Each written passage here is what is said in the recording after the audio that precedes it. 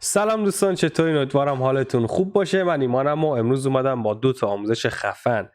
یکی این که اگه شما مثل من مشکل اینو دارین که وقتی ویدیو آپلود میکنین، خب تو یوتیوب قسمت تنظیمات کیفیت 240 و 480 برای ما نمایش داده نمیشه. بیایم این مشکل رو با هم دیگه الان حل کنیم. و اگه شما مشکل اینو دارین که وقتی از ویدیوتون اکسپورت میگیرید شاید 1 گیگ 2 گیگ حجم باشه، خب مشکل آپلود داریم دیگه. اینترنتمون هم که ماشاءالله خیلی اینترنت خوبیه. میخوایم ویدیومون رو بدون افت کیفیت حجمشون رو کم کنیم. اینم میخوام بهتون آموزش بدم در سریع ترین زمان ممکنه. اوکی، پس بریم سراغ آموزشمون دوستان. حالا با هر نرم افزاری که میخواین اکسپورت بگیرین، حالا من با نرم افزار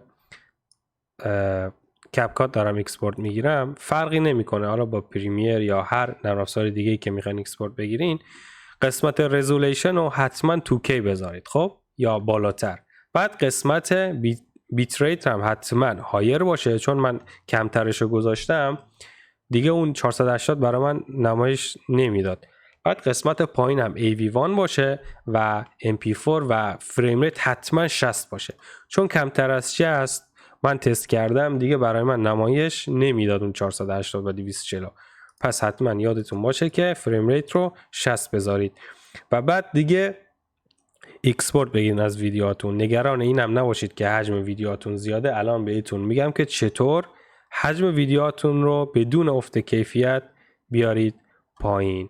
خب نرم افزار پیشنهادی که من دارم میگم بهتون، فکر نکنم دیگه نرم افزاری مثل اون باشه. خب اسم اون نرم افزارم هست هندبریک. حتما لینکش رو زیر دیسکریپشن میذارم براتون، از اونجا برید و میتونید نرم افزار رو دانلود کنید. حالا بعد از اینکه نرم افزار رو دانلود کردید، نرم افزار رو باز کنید و ویدیویی که مد نظرتونه اینجا درگش کنید و منتظر بمونید لود بشه و تنظیماتی که اینجا گذاشتم رو شما همونو انجام بدید.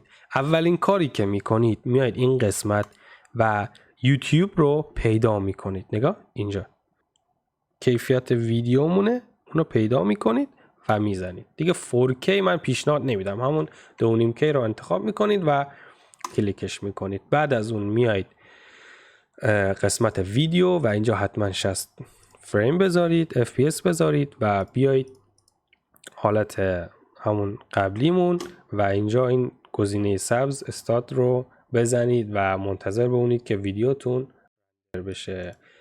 خب این بود از ویدیوی ما دوستان.